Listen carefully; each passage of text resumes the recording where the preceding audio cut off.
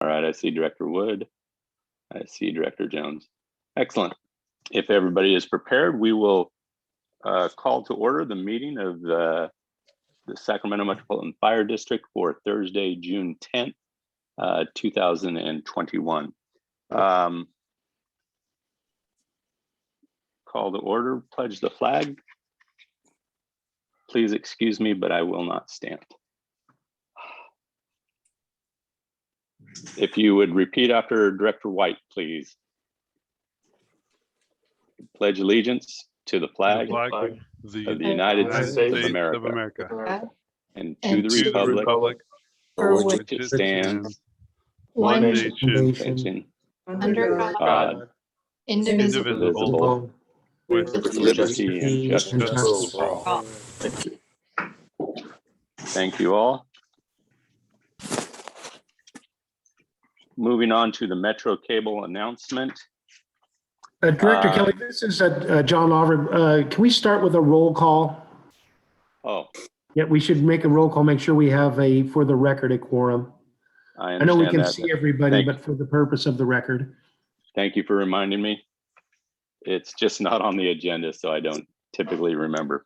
All right, Madam Clerk, will you please call the roll? Absolutely. Director Gould. Here. Orzelli. Here. Wood. Here. Director Sheets is absent. Director Jones.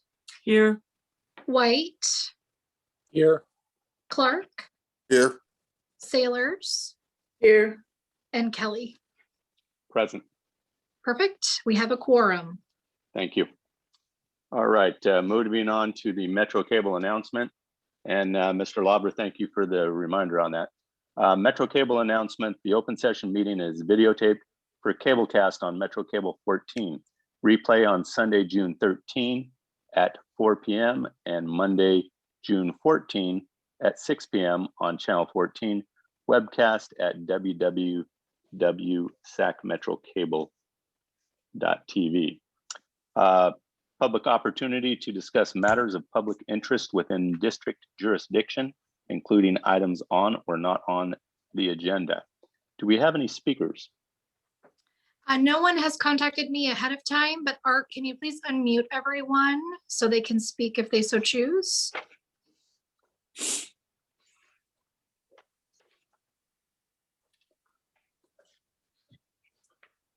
Well, no interested parties. Nope. So then we will move on to the consent agenda. A lengthy consent agenda. Mr. Chair, I'll move the consent. I'll second it. We have a motion by Director Wood and a second by Director Clark for the consent agenda. Madam Clerk, will you please call the roll? Any questions on the consent agenda? No. Mr. Chair, I have a question or more of a comment. Go ahead. As we look at the, you bet, thank you, Chair. As we look at the consent agenda this evening, I think it's important to point out to the public item number 8 in the consent agenda and make recognition that this agency is doing a stellar job in working towards prevention of insurance claims and working very diligently with our staff to ensure that we're not escalating that. But despite those efforts and significant efforts by our labor group in working hard with staff, those costs continue to escalate in situations that we have no control over. And so I think it's important that the public understand that other behaviors associated with citizens exercising some of their rights when they go violent cause our insurance agencies to take a step back and look at their risk. And so when people think that the violent exercise of their rights has no cost, I hope the public recognizes that it does have a cost. And then when it becomes violent and there's issues related to that our costs it go up extremely high. And you can see just year over year that we buy our insurance as a collective. And when those costs go up, it impacts everyone. And so this will put our agency in some future strains as these insurances, which are mandated and important, continue to escalate because citizens in our community exercise their rights, but they do so in a violent manner. And I just think it's important that we we show that and we demonstrate and just reveal that to the public so that when they wonder why our insurance goes up, like it did this year, such an extreme amount, it's nothing to do with the behavior of our folks. It has all to do with the behavior of people that may not even be in our community. But since we buy in a collective, we have no option here. Thank you, Mr. Chair. Thank you, Director Gould. All right then. Madam Clerk, will you please call the roll? Director Gould, Aye. Orzali, Aye. Wood, Aye. Jones, Aye. White, Aye. Clark, Aye. Sailors, Aye. Kelly. Aye. Motion passes. Thank you, directors. Moving on to the action items. Mr. Campo, you will be making a presentation on the preliminary budget. Thank you, Board President Kelly. I will turn this over to the Fire Chief to make some preliminary comments if he'd like to.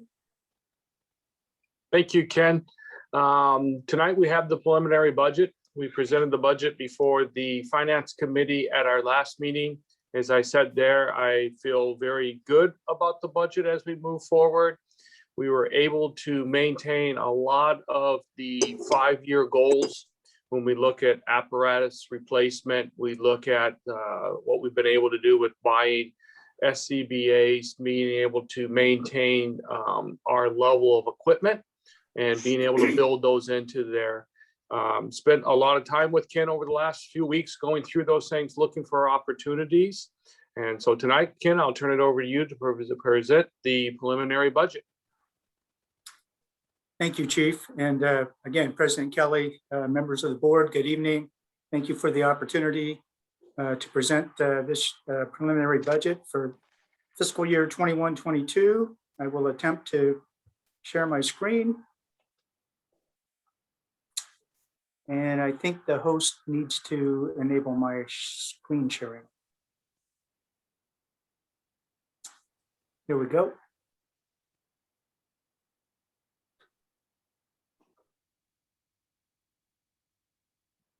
Okay, thank you.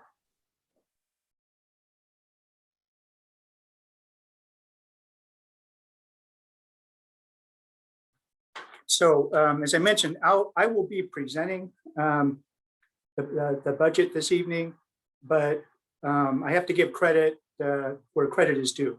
So Amanda Thomas, before she left, was working very diligently to complete the preliminary budget. I believe I was getting emails from her as late as 6 p.m. on her last day of work, giving me all the details and the latest changes going into the preliminary budget. I know we're trying to find a replacement for Amanda. It's going to be very, very tough assignment. But I got to give her credit as well for continuing to develop her finance team. The district is very fortunate to have some very dedicated and qualified folks in the finance division. And I'd like to give credit to Ron Imperdad, your controller, as well as Sarah Ortiz, your accounting and payroll supervisor, and Tara Mailer, accounting analyst. They've done a fantastic job, not only with this preliminary budget, but over the past year, just keeping everything going during the pandemic. So I just wanted to give them credit where credit is due. So as the chief mentioned, the general fund balance is essentially, the general fund budget, I'm sorry, is essentially balanced with projected spending and transfers out equal to the projected revenues and transfers in. As we go through this presentation, you'll see increases in property tax revenue, GEMT, medic cost recovery, and a continuation of the IGT intergovernmental transfer program. We're also experiencing labor cost escalation driven primarily by pension and medical costs, and we'll get into some more detail on that in the presentation. We were able to maintain the general fund reserve at about 15%. This is toward the bottom of the board's goals, but we were able to maintain at least at that 15% level. And we'll probably end up doing a little bit better as we get as we close out the year, if history proves true. Typically, the actual revenues come in a little bit less than the budgeted revenues or I'm sorry, the expenditures, and revenues come in maybe slightly higher. We just received notification last week that the district's going to receive an additional, probably about a net $700,000 of GEMT revenue, ground emergency medical transport revenue, related to prior years. So that's just one example. And I should also mention that it takes, with projected spending of about $230 million, it takes several million dollars just to move that needle on the general fund reserve by 1%. So just as an order of magnitude. And of course, the results of the current ongoing MOU negotiations could require further adjustments to the budget. And I'll just say overall, heading into the current year we're in now, fiscal year 2021, there was a lot of uncertainty over the financial impacts of the pandemic. And we weren't sure what was going to happen in terms of revenues and expenses. But I think it hasn't turned out to be as bad as, some folks may have thought. And a large part of that is the property tax revenue, continues to grow. And we're projecting about a 4% increase for the upcoming fiscal year. We'll show that in a slide coming up. And feel free to jump in if you have any questions at all. The board has seen this slide before. This is a historical look at property taxes compared to all other revenues of the district. Look at the property tax revenue projected for fiscal year 21-22 at $174 million at the far right. That represents about 70% of all revenue sources for the district. When you look back at 2008, 2009, that $128 million on the far left was about 80% of overall district revenues. So out of probably more necessity than anything else, those other revenues are becoming a larger portion of the district's funding, which is good because you want to become, you don't want to be totally reliant on one source of revenue. I'd also point out on this slide for the board that the impact of the recession, the Great Recession, as it's referred to, you can see that drop in revenue, in particularly property tax revenues from 2008, 2009 to 2009-10. That was about a $16 million drop in that 1 year. And that kind of continued down for a while. But that gives you an order of magnitude when you're looking at your reserve requirements. So bear in mind that general fund reserve is projected next year to be about $35 million. So that would be roughly, twice that drop that happened back during the Great Recession. Just wanted to point out that fact. Okay, this is an overall fund summary looking at the various funds that the district maintains. So you have the general fund, your capital facilities fund, lease property fund, your grant fund, development impact fee fund, and the IGT or intergovernmental transfer fund. So it shows you the beginning balance, the revenues and other financing sources, expenditures, other financing uses, You can see in the general fund, it starts out at 34.1 million and ends about 34.4 million. It's about a $278,000 increase. So again, the general fund is essentially balanced. See a decrease in the capital facilities fund as we're incurring more expenditures than revenues for that fund. So it's going to project to end up with about $2.2 million. The lease property fund is essentially flat, starts out with about $1 million, ends with about 1.1 million. I believe that's the district's target to maintain about $1 million in that lease property fund. And you can see the grant fund, we're using up the grant proceeds, the carryover proceeds from last year. So those will be expended this year. So that fund will be essentially zero by the end of the year. Development impact fees, it goes down substantially because of the expenditure on Station 68 construction costs, projected at about $5.8 million for next year. So we're going to have to replenish that development impact fee fund. And the IGT fund is just funds that are waiting to be transferred in or out or back and forth from the state. And I just got word last week from the district's consultant for this program that the checks from the various hospitals should be arriving within the next couple of weeks. I'd just like to point out overall, you see the expenditure line there at $273 million, almost 274 million, even net of transfers. It's still about $260 million of expenditures. So this district is a significant operating entity.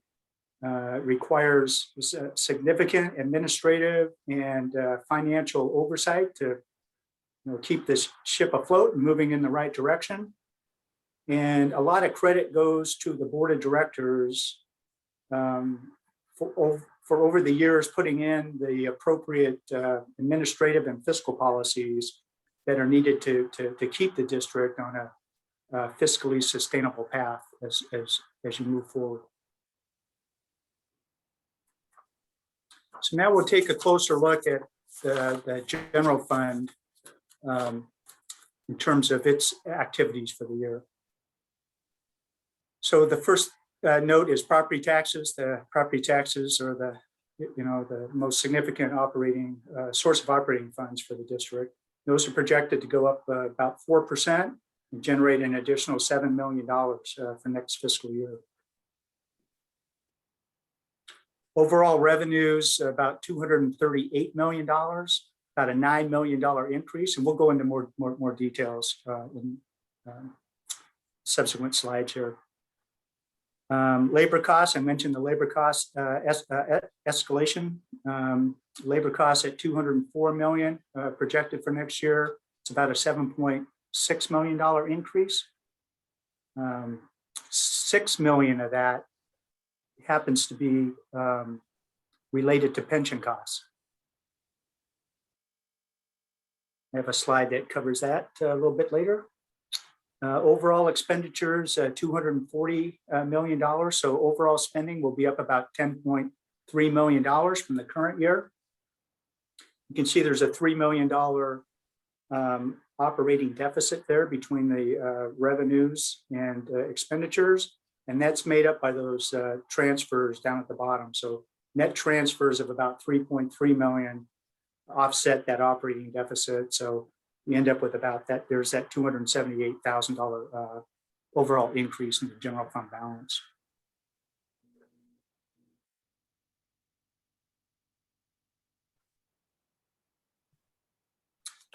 And this is just another way to look at the revenues. So this is the revenue pie. And you can see the biggest slice of the pie is property taxes at $174 million. There's the representing 70% of overall revenues. Charges for services, which include the medic cost recovery, is about $58 million. So that's the other large component, 24%. That's the slice that's been growing over time from 2008, 2009, that earlier slide that we saw.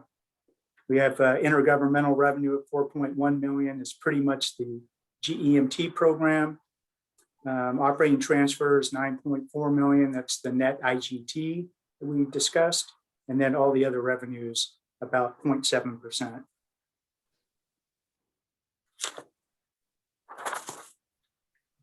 This is just a recap of the general fund revenues. So again, overall revenues are projected at 238 million next fiscal year, a $10 million increase over what we were projecting at mid-year for 2021. Property tax revenues are projected to be up $7 million.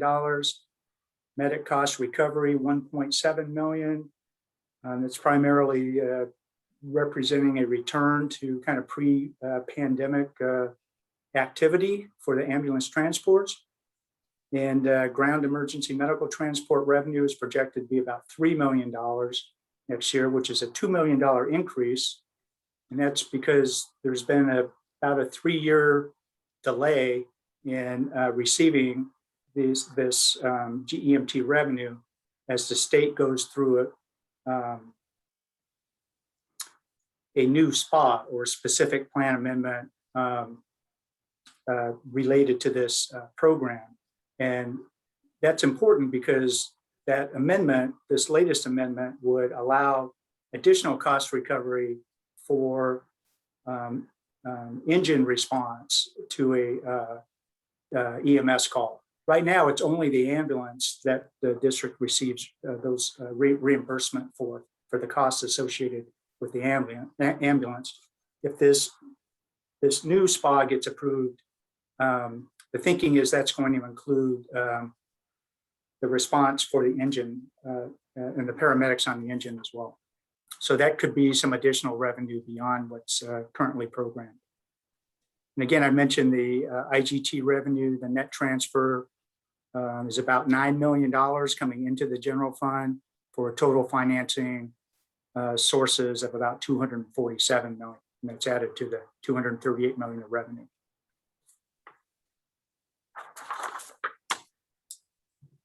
Next, we have an overall look at the spending side of the equation for the general fund. And you can see the largest component there, of course, is labor costs at $204 million. Next is services and supplies at 32.5 million. That represents another 13%. And we have the category of taxes, licenses, debt service, about 4.3 million, and 6 million of operating transfers out. And we'll look at the detail for those. So again, the labor budget is up approximately $8 million compared to the current year. And the changes there are increases in required pension contributions, along with increases in the OPEB contribution for retiree medical, the pre-funding of retiree medical expenses. We built in an assumed increase for medical premiums, both for active employees and retirees. We have 6 months of the January 1, 2021 wage increase that's built into that labor cost budget. And we're assuming vacant positions will be filled and workers' comp down somewhat from last year. Last year, there was a spike in workers' comp related to COVID-19. And so we're projecting more normal level of activity there. The overall labor costs are up about 4%. So that $8 million represents about a 4% increase. And just note that that pretty much matches the increase in that we're projecting for property tax revenue for next year.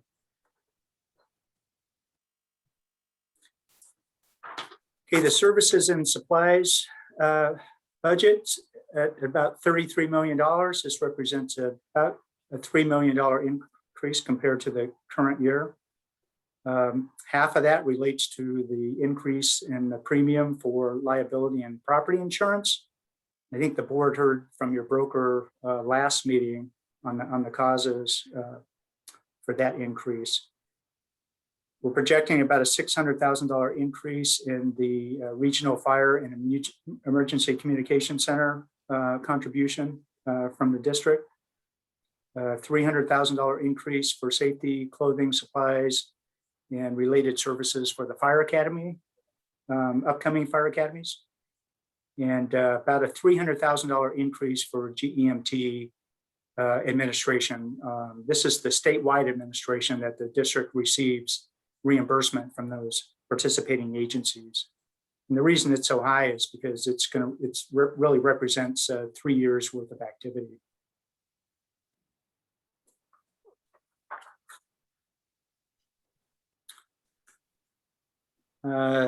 This category of debt service assessments and contributions totals $4.4 million. The largest component is the assessment paid to the county for property tax administration.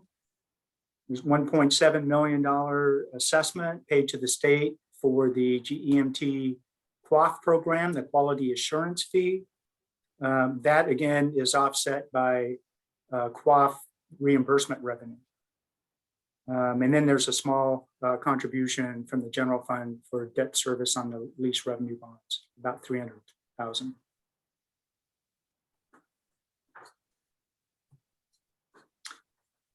Again, here's the net transfer of $3.2 million. There's $6 million going out of the general fund to the capital facilities fund and the grants fund. Actually, it's just the capital facilities fund. It's about a $600,000 reduction from this current year we're in. And then the net $9.4 million transfer coming in from the intergovernmental transfer fund, which is roughly the same level as this current fiscal year 2021.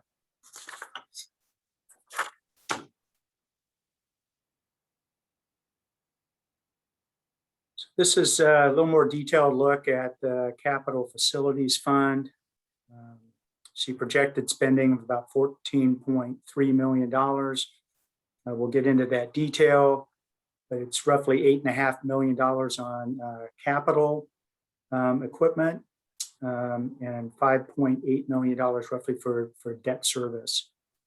Of that $8.5 million of capital spending, 1.6 million of that is carryover lease financing from this current year, and 6.6 million of new lease financing that will take place in fiscal 21-22. Those are those two components. And so we're going to draw down about 1.6 million from the capital fund, leaving a projected ending balance of about 2.2 million. If we refer back to that initial slide we were looking at.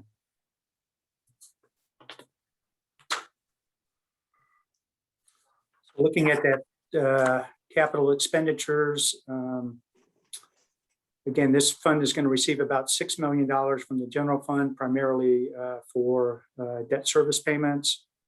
That $8.5 million capital spending is broken down below there: 3 Type 1 engines, 2 Type 3 engines, a new truck, 3 Type 5 engines, and a water tender. Those are the projected expenditures for next year, or purchases, I should say.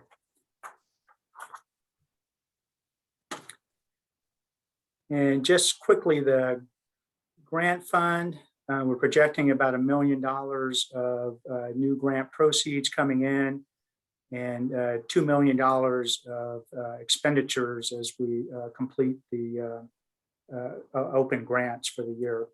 And again, the ending balance, I should point out there's no transfers coming into the grant fund from the general fund or the capital fund. Oops.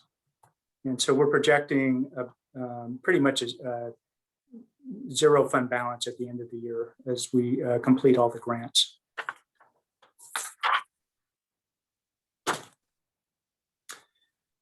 Again, this is the lease properties fund. Both lease revenue and expenses are pretty much even, projecting a slight surplus of about $24,000. Again, the ending balance here is projected about $1.1 to be about $1.1 million, which I believe is the target balance that the district would like to maintain in this fund. I should point out in those expenditures, 817,000 expenditures, about 450,000 of that is for air compressors, I believe here at the headquarters building. Those are going to be replaced over time.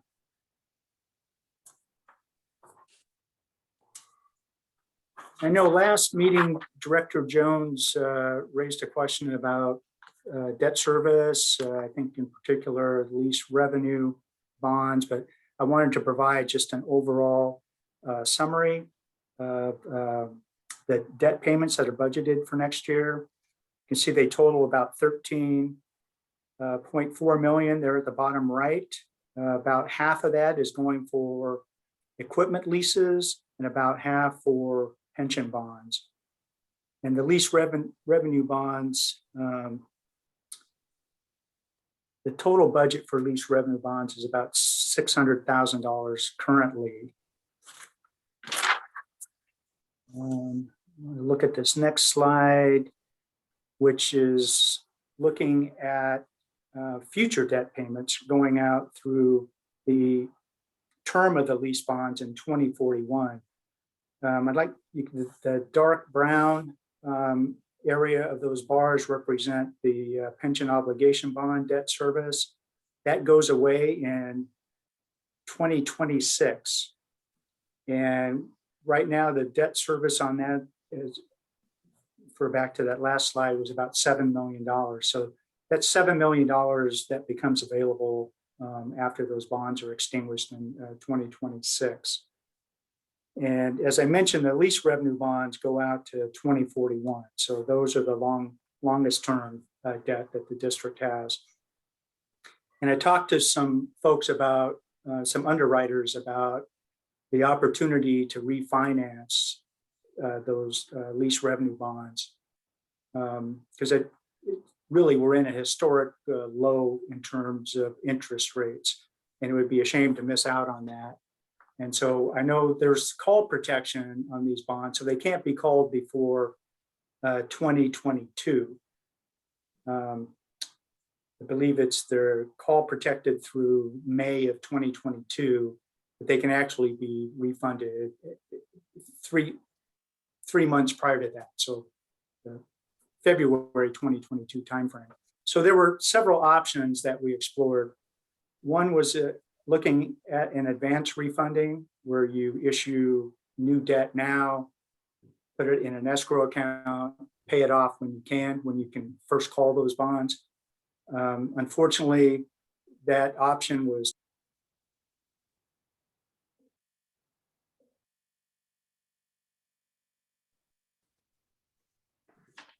Oh no, did Ken disappear? Yeah. We Aliens lost Ken. bonded with our CFO. Uh-oh. Let's get him back. Oh no. Let me call Right when him. it was getting interested. Yeah, I know. Gotta save some money.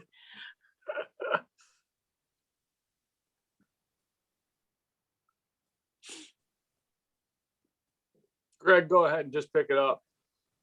I know we went through this with him. I don't think I could do it. Do you? It's nothing I did, I hope. No, we went through the presentation and on the lease, on the bonds and the opportunity. It is, Gay, I'm with you. There's some things that we have. Oh, there he is. Come on in. He doesn't know what happened, but. thank you, Chief. Here's that portion right there. My hello there again.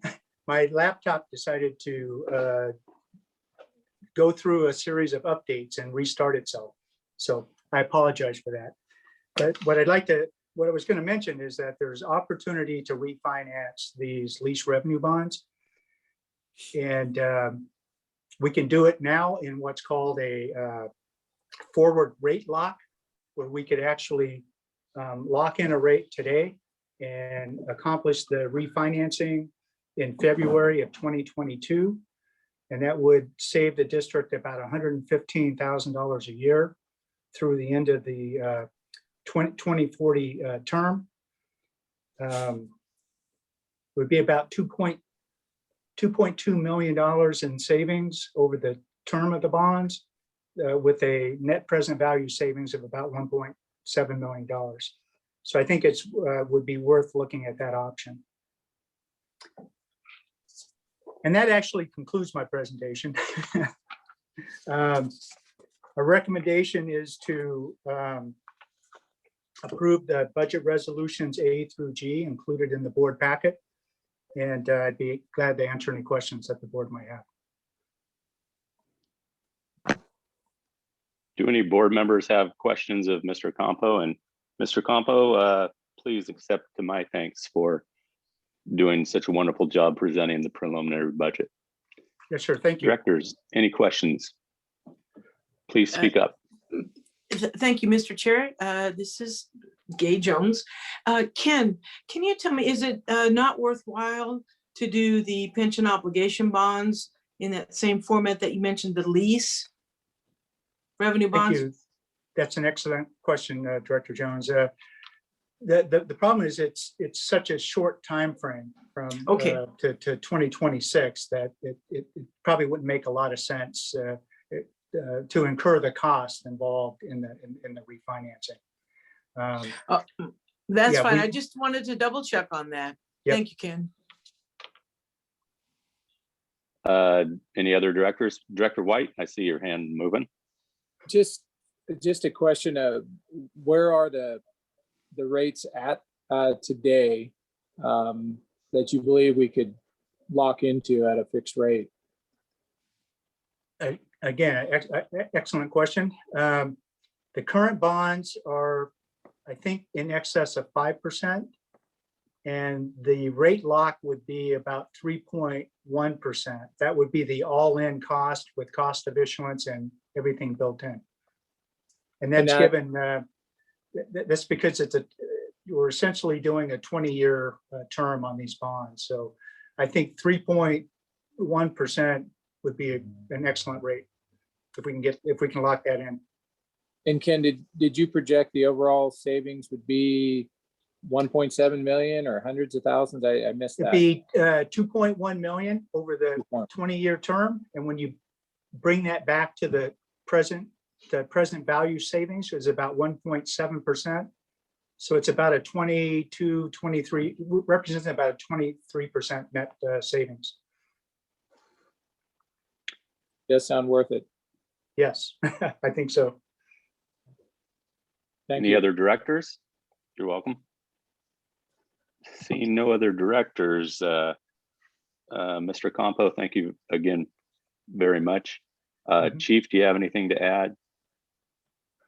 No, this is an action item, so we'll have to go through each one of the items here and adopt. I understand. If you agree with our plan moving forward. All right, then. Directors, you can see it's an action item. We have A through G that we must adopt separately, vote separately, motion separately, etc. So I would accept a motion for item A. Mr. Chair, I'll move item A, resolution 2021 to 2022 preliminary budget for the general operating fund 212A. Second. We have a motion by Director Wood and a second by Director Clark. Madam Clerk, will you please call the roll? Director Gould, Aye. Orzali, Aye. Wood, Aye. Jones, Aye. White, Aye. Clark, Aye. Sailors, Aye. Kelly. Aye. Motion passes. Board, what's your pleasure with item B? Mr. Chair, I'll move item B, resolution 2021 to 22 preliminary budget for the Capital Facilities Fund 212D. Second. We have a motion by Director Wood and a second by Director Clark. Madam Clerk, will you please call the roll? Director Gould, Aye. Orzali, Aye. Wood, Aye. Jones, Aye. White, Aye. Clark, Aye. Sailors, Aye. Kelly. Aye. Motion passes. Your pleasure with item C. Mr. Chair, I'll move item C, resolution 2021 to 2022 preliminary budget for the grants fund 212G. second. We have a motion by Director Wood and a second by Director Clark. We got Madam this. Clerk, will you please call the roll? Director Gould, Aye. Orzali, Aye. Wood, Aye. Jones, Aye. White, Aye. Clark, Aye. Sailors, Aye. and Kelly. Aye. Motion passes. What is your pleasure with item D?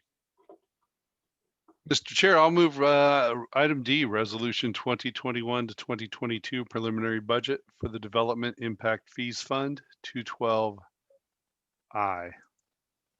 Second. We have a motion by Director Clark or by Director Wood and a second by Director Clark. Madam Clerk, will you please call the roll? Director Gould, Aye. Orzali, Aye. Wood, Aye. Jones, Aye. White, Aye. Clark, Aye. Sailors, Aye. and Kelly. Aye. Motion passes. Your pleasure with item E. Mr. Chair, I'll move resolution 2021-2022 preliminary budget for the Leased Properties Fund 212L. Aye, second. We have a motion and a second. Director Wood, Director Clark, for item E. Madam Clerk, will you please call the roll? Director Gould, Aye. Orzali, Aye. Wood, Aye. Jones, Aye. White, Aye. Clark, Aye. Sailors, Aye. and Kelly. Aye. Motion passes. What is your pleasure with item F? Mr. Chair, I'll move item F, resolution 2021-22 preliminary budget for the IGT Fund 212M. I will second, Mr. Chairman. We have a motion by Director Wood and a second by Director Clark. Madam Clerk, will you please call the roll? Director Gould, Aye. Orzali, Aye. Wood, Aye. Jones, Aye. White, Aye. Clark, Aye. Sailors, Aye.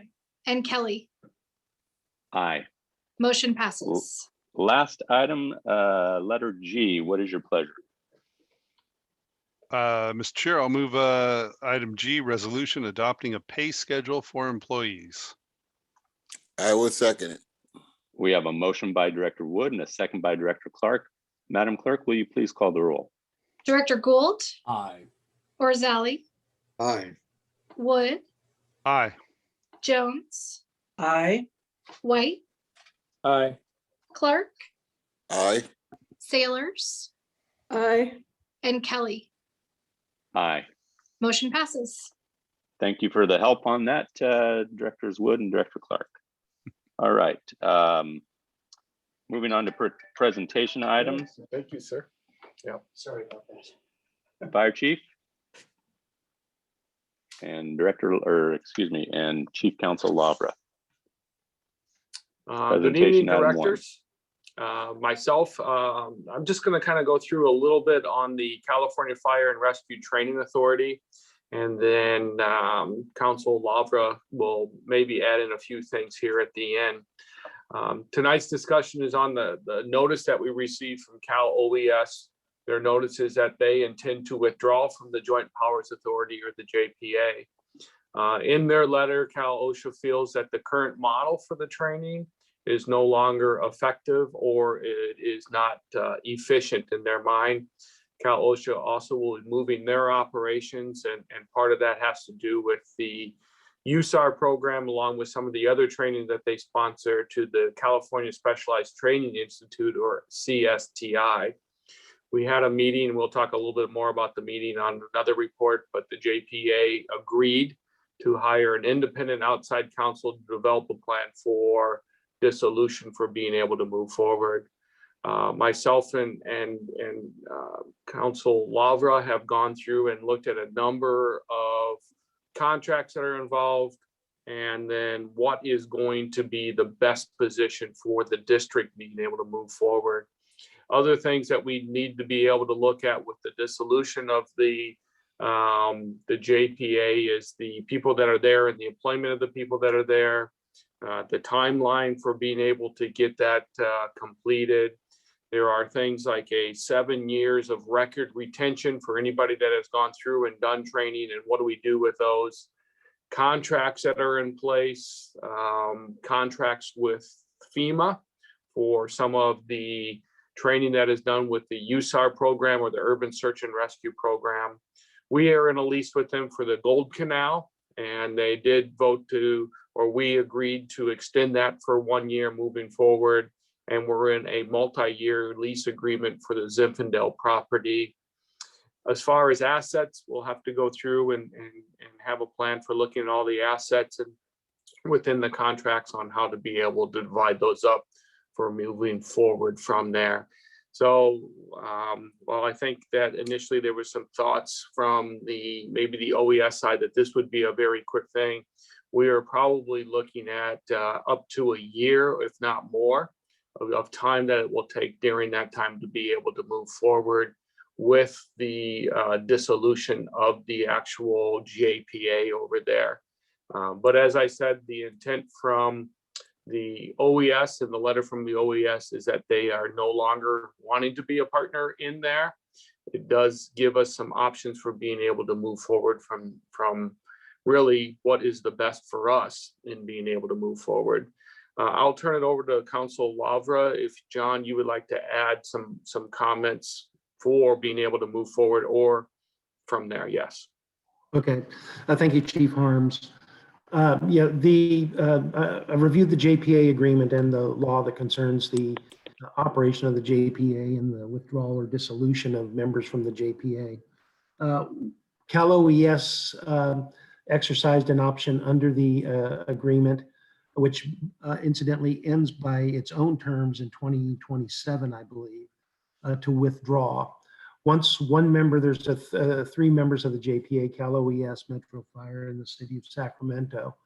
If one member exercises its option to withdraw, then it's left to the two remaining members to determine whether they go on, or if any one member then withdraws at that point, then the JPA is in the dissolution mode. It is in a situation where it has to dissolve, and there's certain activities and a notice of the withdrawal, if that's what is going to happen here, has to be given at the end of the fiscal year and with 1 year's notice, which Cal OES did.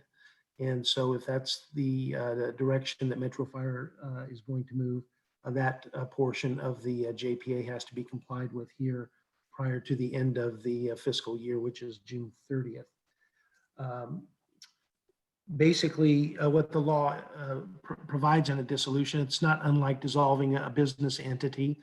There's some rules for successor agencies which don't apply here, but the general concept is that property or assets that are contributed by a member agency are returned to that member agency at the dissolution. There's rules for commingling assets and what happens to property when assets are commingled to purchase property and things like that, which will have to be looked at as part of the accounting. The other basic point of the dissolution is that the assets and liabilities, once they're accounted for at the end of the withdrawal period and the dissolution period, those assets and liabilities are returned in proportion to the contribution of the member agency. So that's what is going to have to occur over the next year to try to determine what those numbers are in terms of assets and liabilities. Other factor that plays into this is the fact that Metro Fire is not only a member of the JPA, but it's also a landlord on the office building over on Gold Canal, but more importantly on the long-term lease of the Zinfandel property, where there's outdoor training activities that take place on that property. So that's a long-term lease obligation. There's certain remedies in that lease that are available to Metro Fire in the event that the JPA can't go on with that lease. And that all have, those factors will all have to be taken into consideration when determining what the appropriate level of return of contributions of assets and the return of liabilities. So in a nutshell, that's what's going to happen by way of the independent counsel that is going to start that process. And I agree with Chief Harms. It's probably looking at a one-year process to get to the end of the next fiscal year. During that fiscal year, the JPA will continue to operate up until the point of its date of dissolution. At that point, it won't operate, and you'll just be left with whatever accounting functions have to happen. We would come to this board as we have information on those accounting principles, and hopefully in this voluntary dissolution, if that's what happens, we're able to reach a dissolution agreement that is fair and reasonable to all the member agencies, and is something we would bring to this board for its consideration and approval.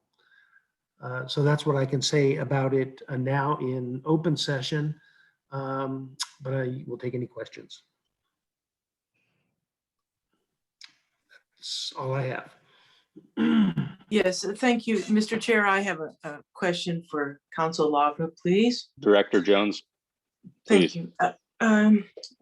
Council Lavra, for this year-long process with the independent work, does the JPA as such assume the costs of this dissolution? Yes, for the cost of the outside attorney, yes. Well, what I'm getting at is the dissolution costs some money, and will that, in the entirety of those costs, will that come out of the JPA budget? Yes. Thank you. And on our last board meeting, the JPA gave direction to the director over there. The board gave director direction to find counsel to be able to do that and continue within their budget to cost that.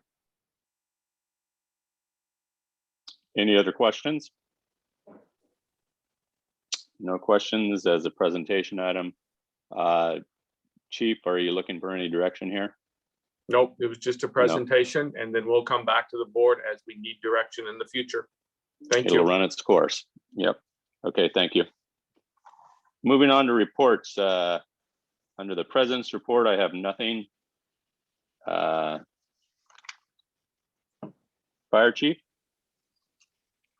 That was Chief Harms? quick. You're back to me already? Yes, we Okay. I have a number of items. First off, on retirement, we had engineer Kevin Summers. Kevin retired on May 28th with 27 years of service.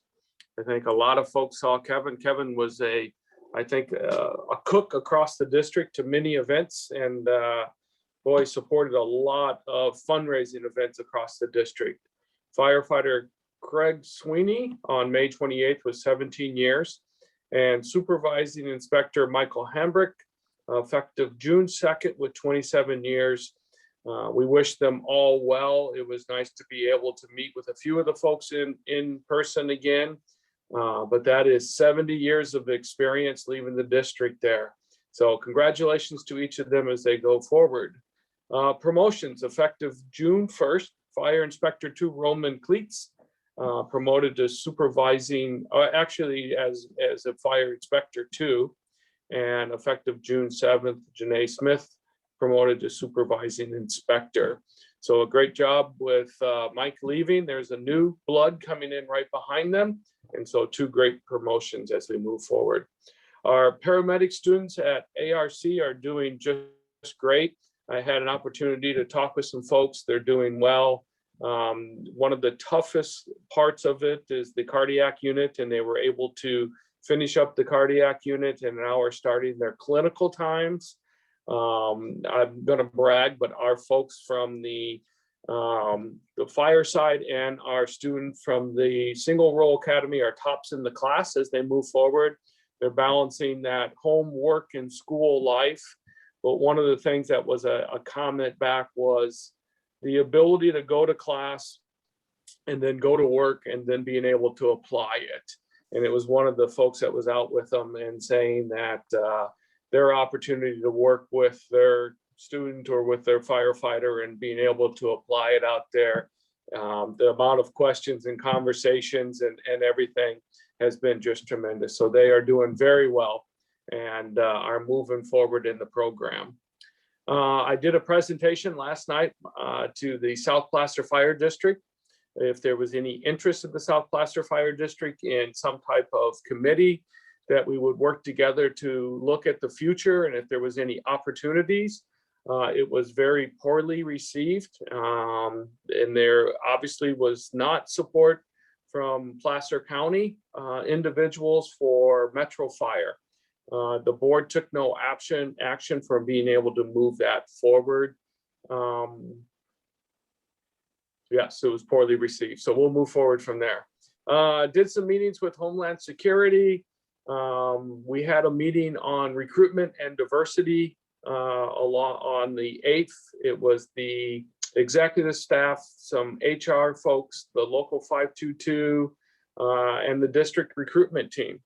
We had a long discussion on recruitment, where we are at today. What are some of the programs we have tried? What are some of the next steps for moving forward? I think we have a very good plan for moving forward. We are looking for an individual to come to staff temporary and really be the person that is the lead for moving forward. We are also looking at, is there an agency that we can bring in for a consultant to be able to look at what opportunities we have and what are the best things for the district for being able to move forward in recruitment and retention of individuals across the district. So very good meeting. I think we have some things laid out. Chief Casantini is driving that forward for us. And I think that's a great opportunity. On June 15th, our professional staff here in the building will be returning to the building. They will be full-time in the building.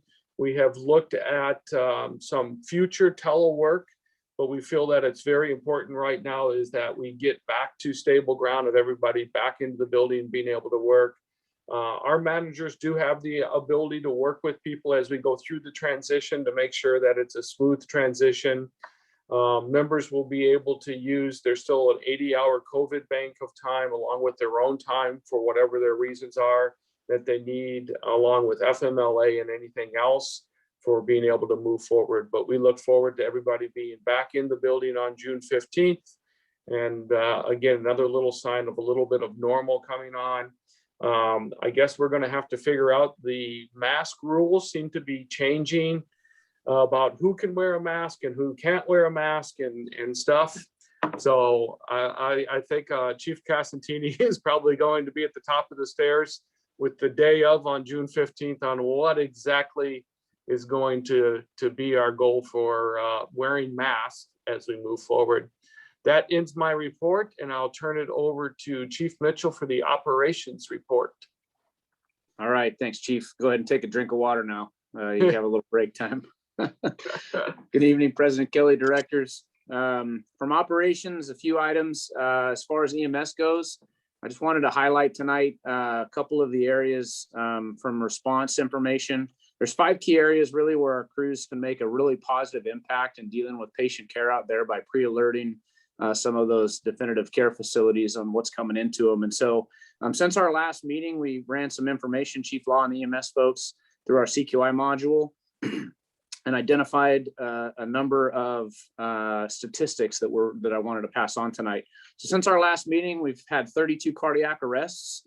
6 of those achieved return of spontaneous circulation in the pre-hospital setting.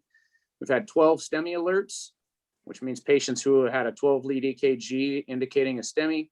33 stroke alerts, patients with positive Cincinnati pre-hospital stroke scale assessment. 32 sepsis alerts, patients with a known or suspected history of infection in any 2 sepsis criteria, and 100 critical trauma alerts, which means patients that meet any trauma triage criteria. So that's good news. Our crews continue to do a great job out there and identifying those early to be able to get the hospitals in a position to be able to provide rapid patient care in those 5 different areas to the folks that really need it. Secondly, our staff, EMS staff, provided actually yesterday morning an opportunity for basic first aid and emergency choking procedures training for anybody that was in professional staff and any new parents, their spouses and things. We were able to host that yesterday in the building. And so that was a well-received event, very successful. We've also assisted Sutter Roseville Hospital with teaching their MICN class back on June 7th.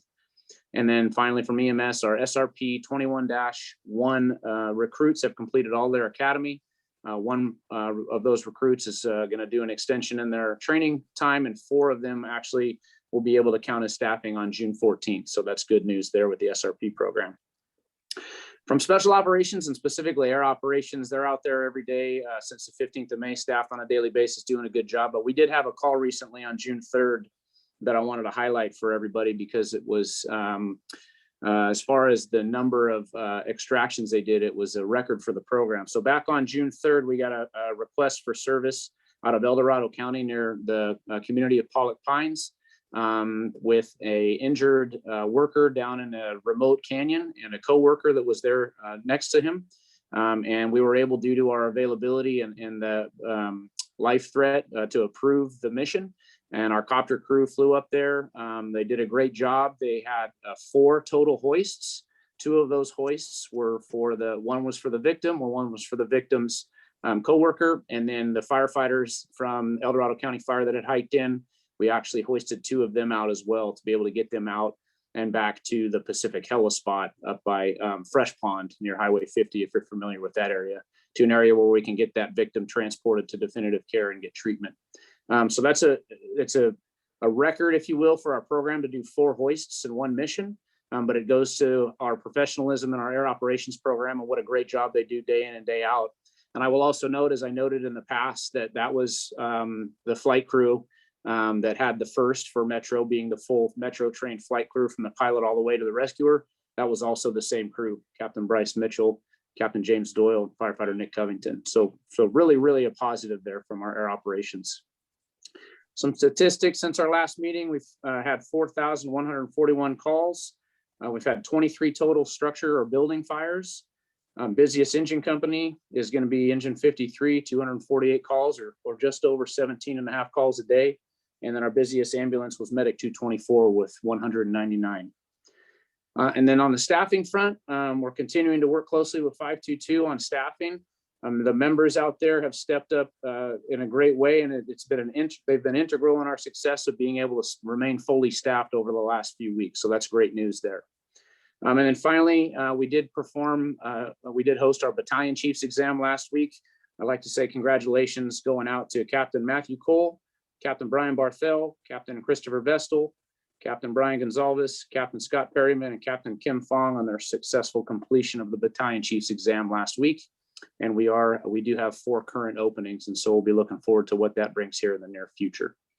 With that ends operations report, and I'll turn it back over to you, President Kelly.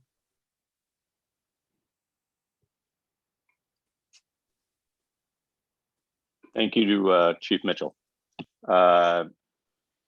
Report number 3, General Counsel's report. Mr. Lauber, do you have anything? Yeah, just in a follow-up to the last meeting regarding the Brown Act and the waiver of the teleconference rules to hold the public meetings.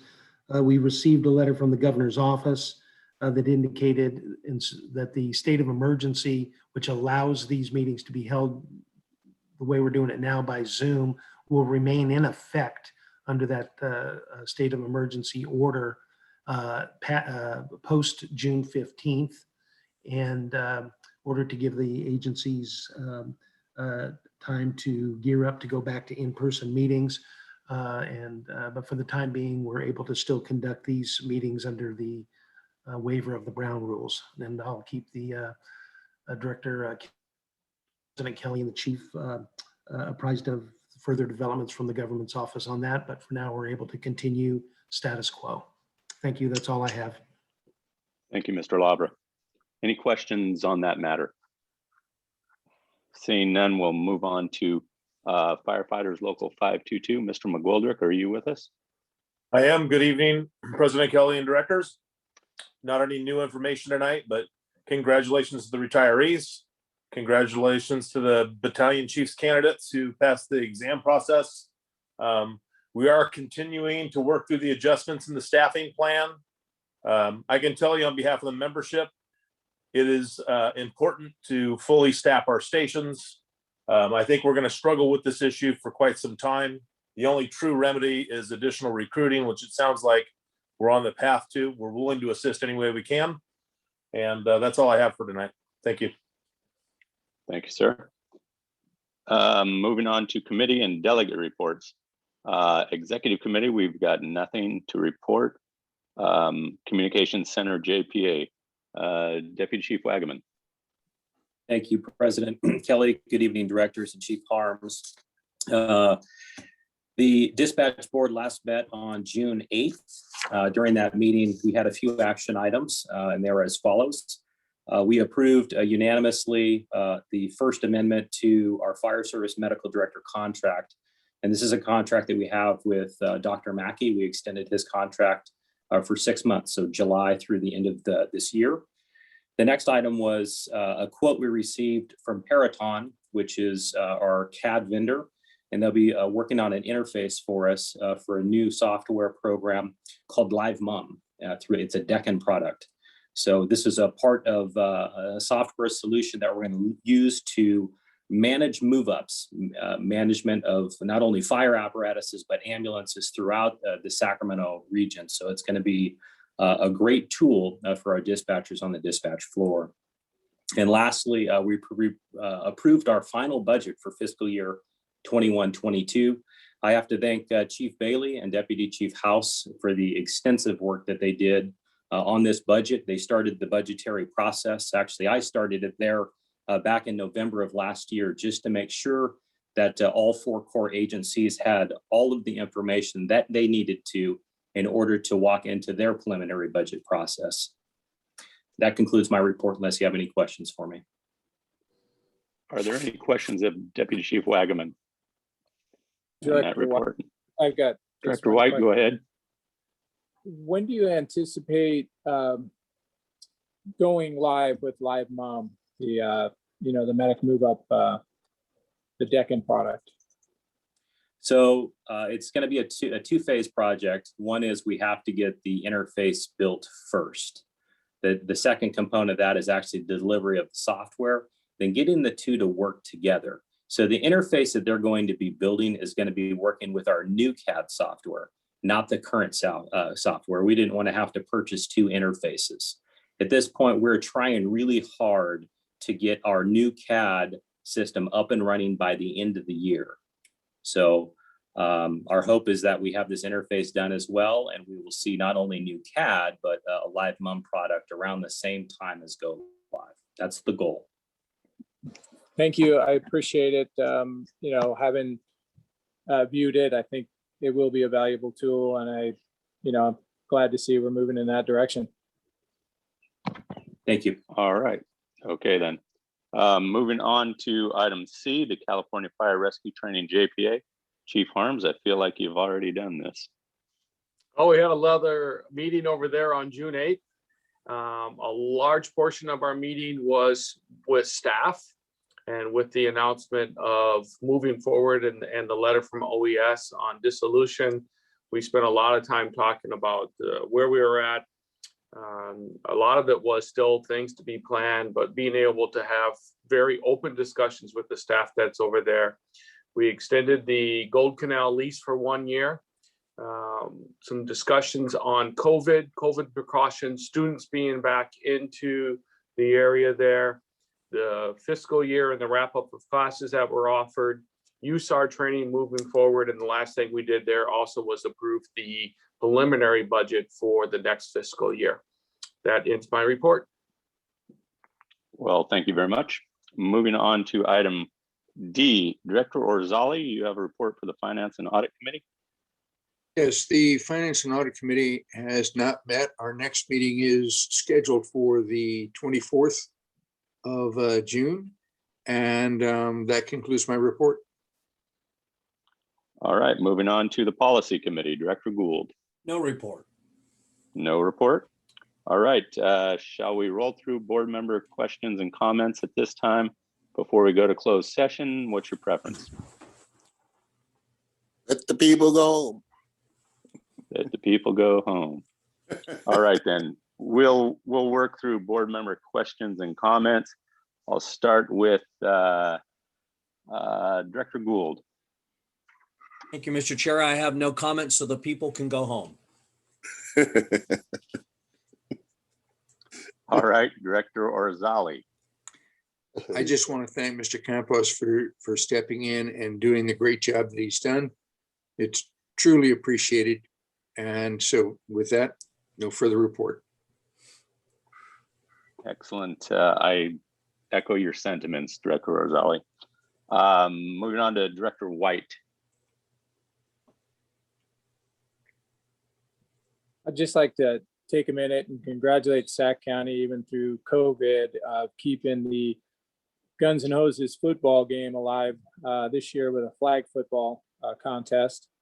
And to just put this out to Metro Fire that Amador County is hosting their second Guns and Hoses softball tournament and had 2 withdrawals. So we have room for another team to enter the tournament, and would love to see Sac Metros. Yeah, I know Chief Mitchell is warming his arm up right now. I'd love to see Sac Metro put a softball team together and compete if they're so inclined. Thanks. That's it. Thank you. Director Jones. Thank you, President Kelly. I would like to acknowledge the promotions and the retirements. Very, very significant. And so congratulations to all of those folks. I'd also like to thank many members of staff from the chief on down. I've reached out over the last couple of weeks on several questions, projects, and potential future activities. And I appreciate the positive response. Thank you. All right, then moving on to Director Wood. Thank you, Mr. Chair. Just want to be brief. I do want to thank Chief Harms, Chief Mitchell for your assistance in scheduling some time for me to get out and take a look at the air ops. And I want to specifically mention Bryce Mitchell, Monty Van Landingham, Josh Leonard, and Kaylin Clark for their great hospitality and thoroughness in showing me around their operation. So thank you very much. Excellent. Moving on to Director Clark. Yes, sir, Mr. Chairman. I just want to thank everyone for their presentation, and congratulations to the retirees and the promotees. That's all I have. Director Sailors. Thank you, President Kelly. I do have one issue I would like to bring up tonight. A few days ago, I was contacted by a female firefighter from our membership. She informed me that we had a female firefighter paramedic resign. She was contacting me on behalf of the remaining 13 female firefighters who are concerned by this event. An issue that was brought up to me and I'm bringing forward to this board is the single bathroom issue. Several stations have only one bathroom. This is not even a gender issue. This is a health and safety issue. I would like this item to be put on next meeting's agenda as a presentation item. I would like to see your plan, Chief Harms, and I would like to see the timeline for these projects so that this board may become aware of what you are doing to resolve this issue, and that we, the board, may discuss this issue further. Thank you very much. I'd also like to say congratulations to the retirees and the promotions, and congratulations to everyone who successfully passed the BC's exam. Thank you, President Kelly. You're welcome. And it's to me. Again, I echo Director Orzali's sentiments. I want to thank Mr. Campo for the work that he's done with our district. And I certainly think that I speak for all the board members. It's a comfortable feeling knowing that you're there looking after things until we find a new CFO for this organization. Thank you again. I have nothing else, so we will move to the the closed session meeting.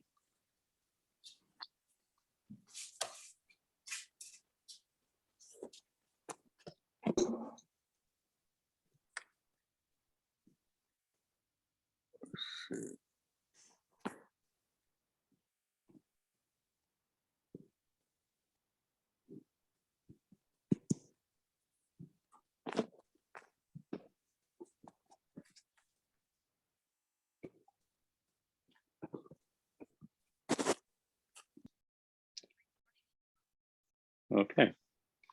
So the recording is in progress. So I see Anybody- everybody accounted for except for Director Orzali, just for the record.